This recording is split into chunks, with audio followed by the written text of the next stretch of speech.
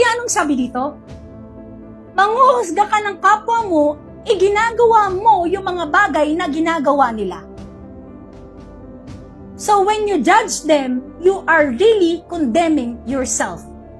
Amen. Ito yung sinasabi ng Panginoon na ang laban nyo ay nasa inyong pag-iisip.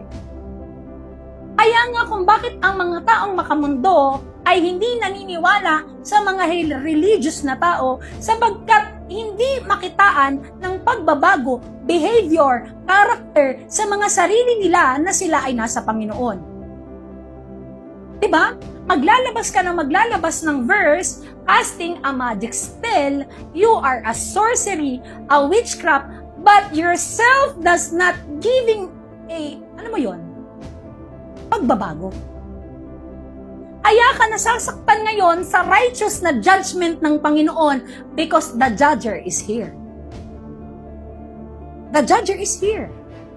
The light overcome now the darkness. Kaya nare-reveal sa ating mga thoughts at puso yung righteous na judgment ng Panginoon sa lahat ng tao. That's why hypocrite, when he hear this voice, they are offended. Diba? Pag narinig ng mga hypocrite ang boses na to, sila ay nagagalit. Kasi yung boses na to, ang siyang boses na pumugsa lang naman 2,000 years ago at pumupugsa pa rin ng mga hypocrite ngayon. Kasi yung righteous judgment ay nandito na. The Lord said, focus to the unseen world.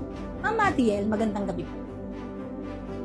Focus to the unseen world. Because the Lord is a spirit. Pakinggan nyo to. God judges, Romans chapter 2 verse 2. All who do such things. And we know His judgment is right. Amen. Ang Panginoon ay i-judge ang lahat ng tao. And we know His judgment is right.